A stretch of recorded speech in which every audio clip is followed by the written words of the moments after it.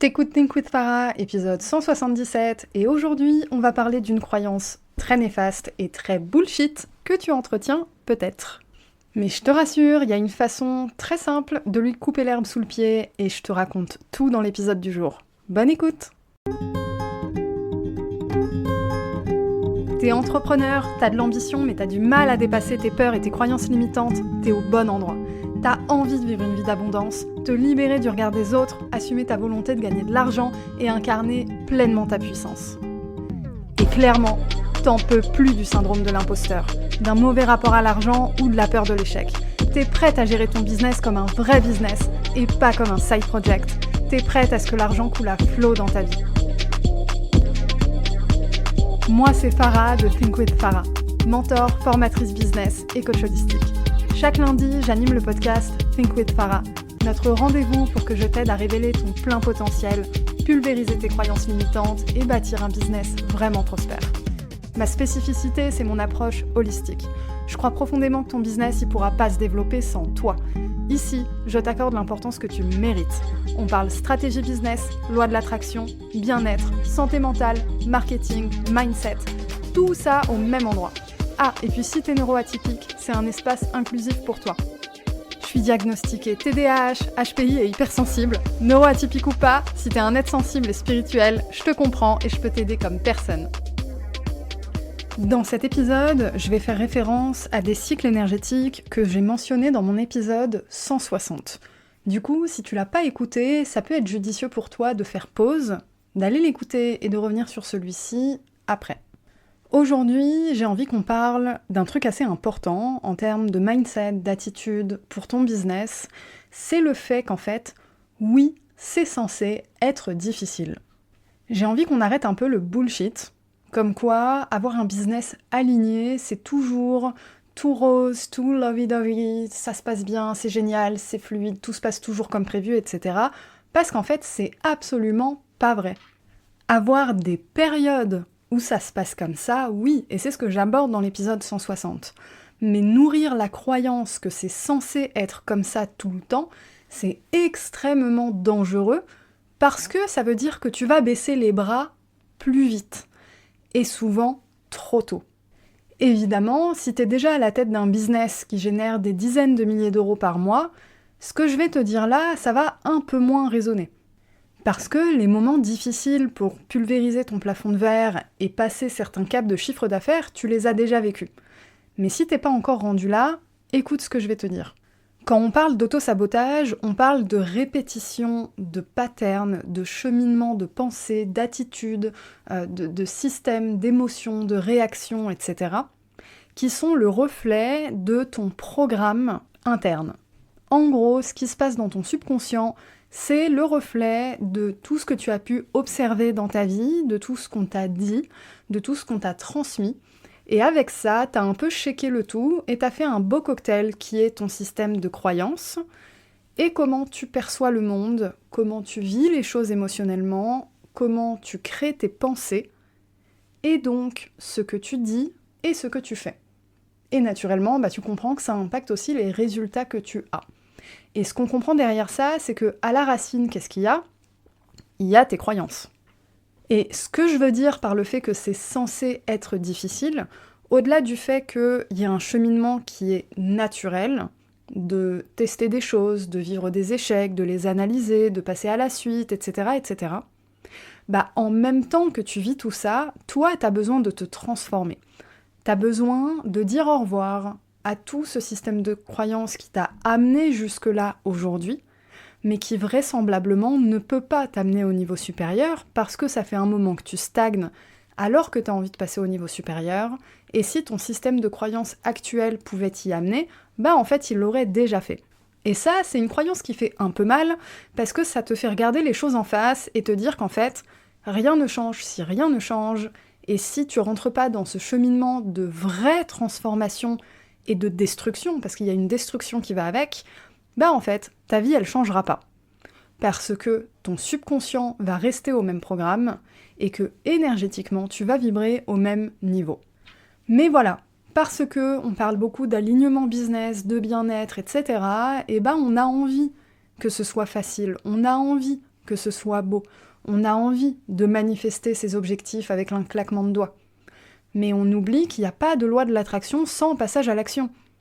Ton passage à l'action, il va pas te faire réussir du premier coup. Et si tu as envie de passer au niveau supérieur et de générer des milliers d'euros, des dizaines, des centaines de milliers d'euros et plus, tu vas avoir besoin de devenir cette personne-là. Et cette personne-là, elle a besoin de vivre des choses pour exister. Elle a besoin de se confronter à des épreuves, de se confronter à des échecs. Avoir de l'expérience, c'est littéralement avoir vécu des expériences. Avoir vécu des épreuves qu'on a pu transcender.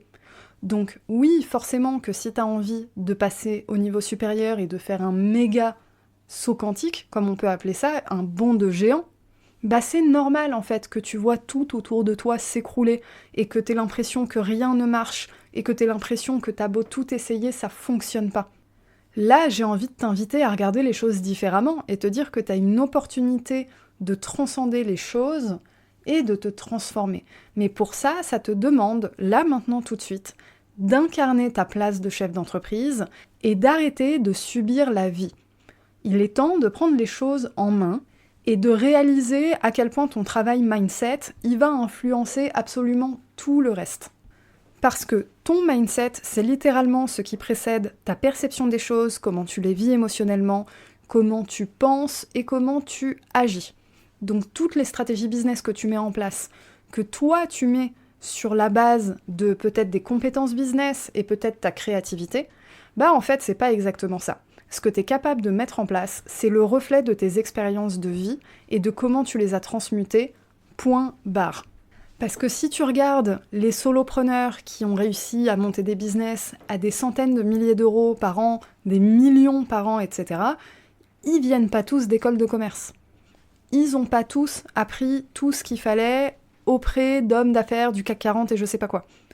C'est des gens qui, en fait, ont pris le temps d'apprendre les choses seuls. Et entre nous, l'école de commerce, moi je l'ai faite. Littéralement dans mon business aujourd'hui, il n'y a rien que je mets en place qui date de ce que j'ai appris pendant mes études. Rien. Parce que passer un certain temps et un certain nombre d'expériences, en fait c'est ton expérience et ta créativité qui va primer sur les connaissances théoriques. Parce que oui, en théorie, tu peux apprendre plein de stratégies, machin chouette, mais en fait, si t'arrives pas à les mettre en place et à les appliquer d'une façon adaptée à ton business et à tes objectifs, ça marchera pas.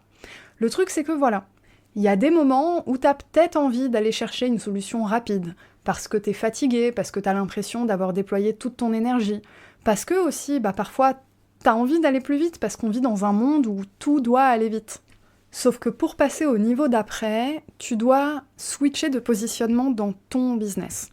T'as besoin de passer de travailler dans ton business à travailler sur ton business. Sauf que pour passer de l'un à l'autre, en fait, il faut un système en place.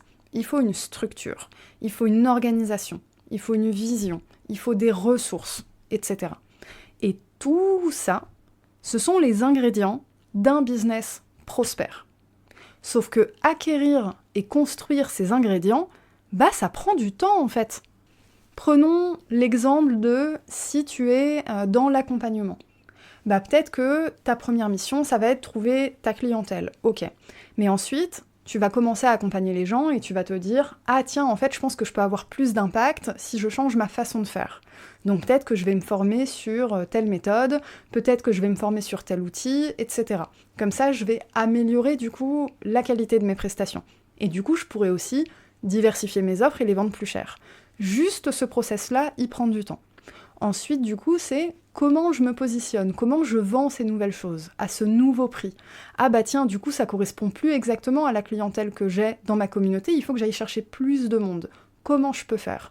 Ça, c'est une stratégie à part entière. Et ensuite, tiens, j'ai plus de visibilité, je gère plus de monde. Comment je peux faire pour avoir une communication qui est mieux ciblée ? Comment je peux faire pour mieux convertir les gens ?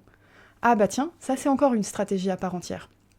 Et puis, maintenant que j'ai un système où je fais l'acquisition de prospects, je vends, etc., maintenant, je vais vouloir faire ce qu'on appelle peut-être du upsell, du downsell, c'est-à-dire des ventes complémentaires, pour augmenter encore mon chiffre d'affaires.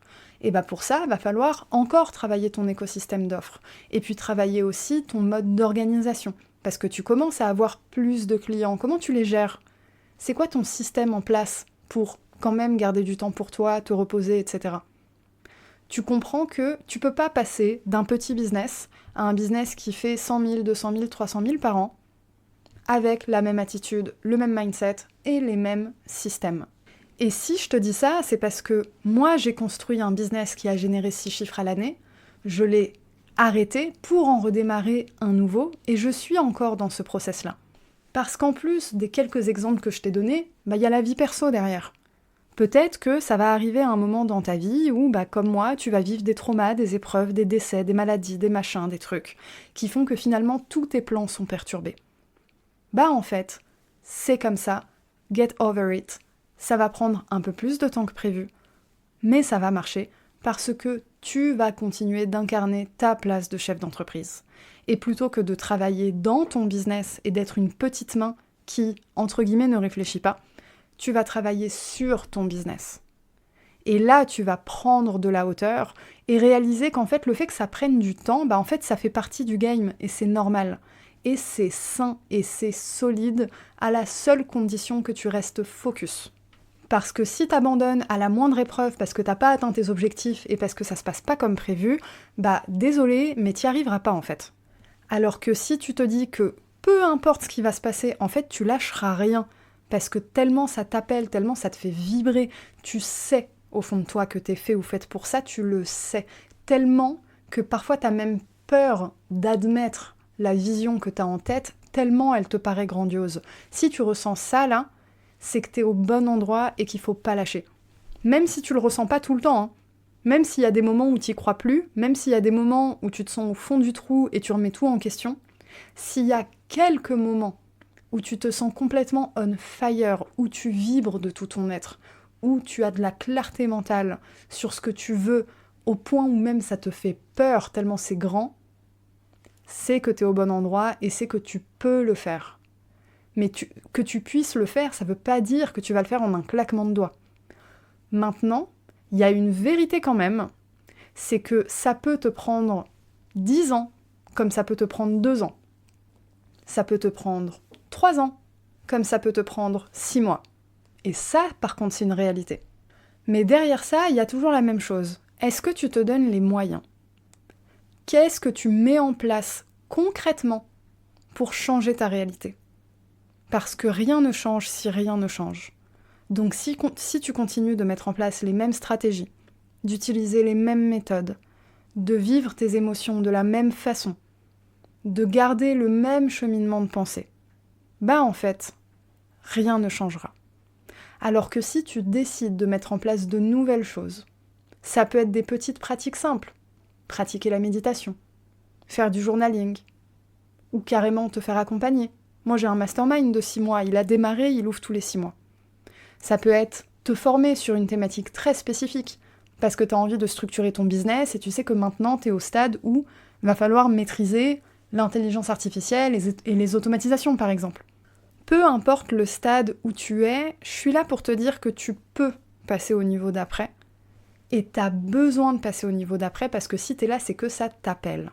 Mais pour y arriver, tu as aussi besoin de changer certaines choses dans ton quotidien, dans tes habitudes, dans tes croyances, parce que ton mindset va dicter les actions que tu vas mettre en place, va dicter comment tu vas vivre les choses quand ça ne se passe pas comme prévu.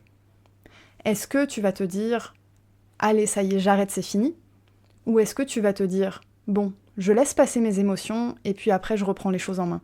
Tu l'auras compris, cet épisode c'est un peu un pep talk derrière lequel j'ai envie de dire « Arrêtons le bullshit ».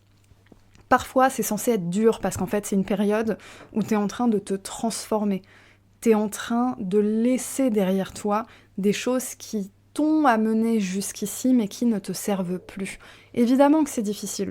Au niveau mental, émotionnel, parfois même physique. Et en même temps, t'as besoin de mettre en place tellement de choses pour trouver les bonnes recettes. Forcément que si tu te fais accompagner, si tu te formes, etc., ça va plus vite. Mais le fait que ça aille plus vite, ça n'enlève pas le fait qu'il y a des moments où ça va être challengeant. L'entrepreneuriat, si c'était facile, ça se saurait parce que tout le monde le ferait. Or, c'est pas le cas.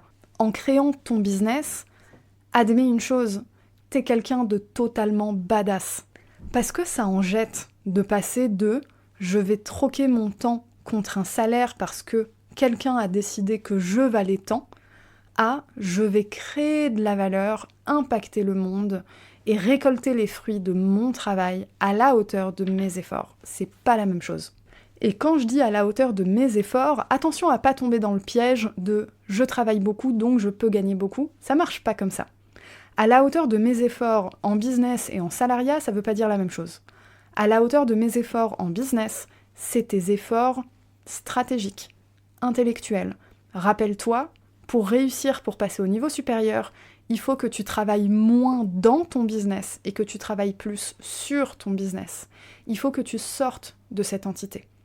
Donc, pour finir cet épisode, j'ai envie de te laisser avec un petit switch de mindset, un petit exercice que tu peux appliquer dans ton quotidien.